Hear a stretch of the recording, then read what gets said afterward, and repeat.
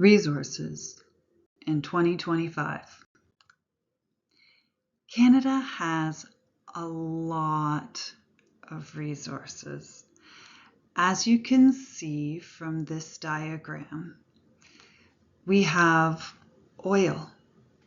We have pipelines that go from the west, into the middle parts of Canada.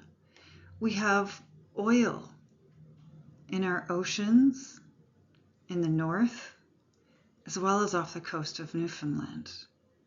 We have lumber, in Ontario, in New Brunswick, in British Columbia. We have fishing, the Great Lakes, great resources in the Maritimes, and salmon. We have diamonds. We've had a gold rush. And we even have resources to be able to make lithium-ion batteries for electric cars in the future.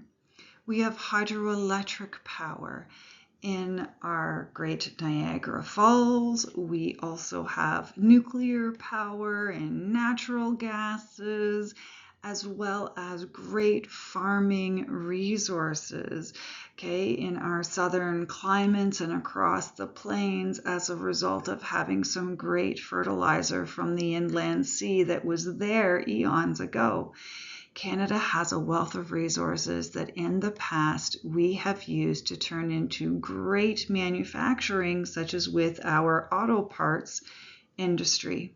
All of this has created a number of jobs that you and your families may have profited from in the past. The United States is Canada's largest trading partner. Canada is the US's largest purchaser of goods. We buy 17% of what they sell around the world. But 76% of what Canada produces is bought or sold in the United States, which is why this relationship on our border is so important.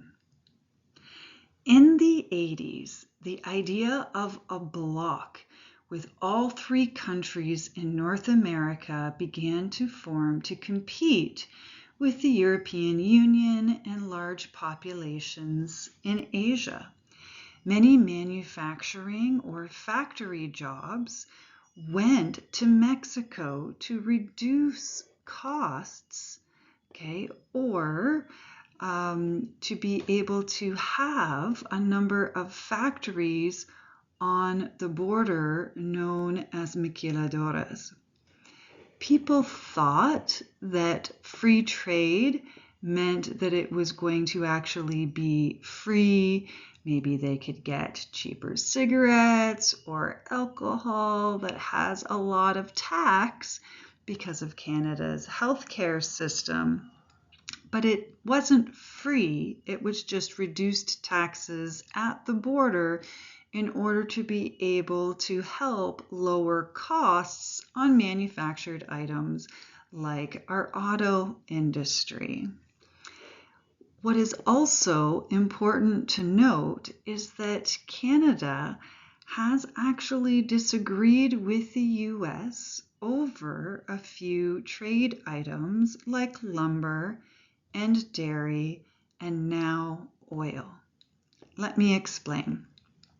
Canada has crown lands, or set aside land under the control of the provincial governments, and we can cut and sell timber from these lands to the US cheaper than the US can actually buy timber from private property.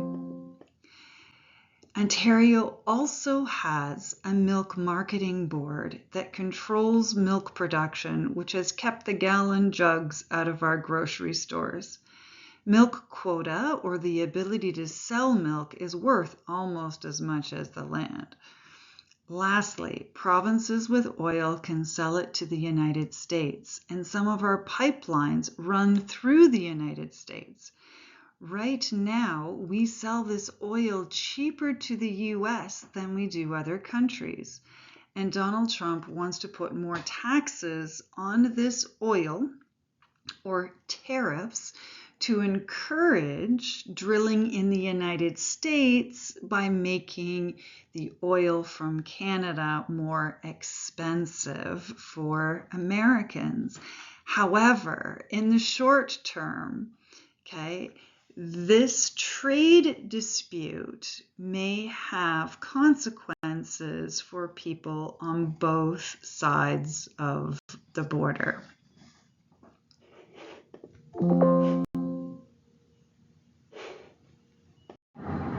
During the pandemic, we learned that we needed outside resources from other countries. We needed medicines that we often import or bring in to Canada for certain diseases. This was a problem because shipping slowed due to safety concerns. And this meant that groceries such as bananas, went up in cost due to supply and demand. The rules when there are limited resources were controversial. We often think about trade, such as being able to bring in the newest, latest, and greatest technical device from another country, but it also involves basic necessities that we may need for our livelihood, our jobs, and or survival. And who makes these decisions about resources and what we need is an important part of politics, and why you need to understand how government is structured to make sure that you have the resources you need. Canada's capital is in Ottawa, and when we say Canada's government, we usually talk about Parliament in Ottawa or the Prime Minister. However, the premiers have say over resources in their territories because our government is different than that of the United States that has more control. Our Prime Minister can negotiate with other countries, and we hope that they will be able to negotiate a fair deal for all parties that are involved. Now, more on how Canada divided power and jurisdiction in our next lesson.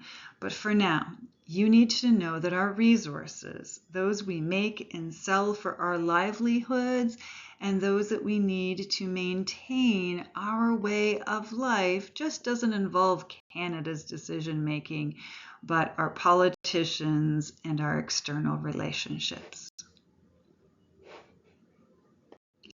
Thank you for learning with me today about Canada's resources.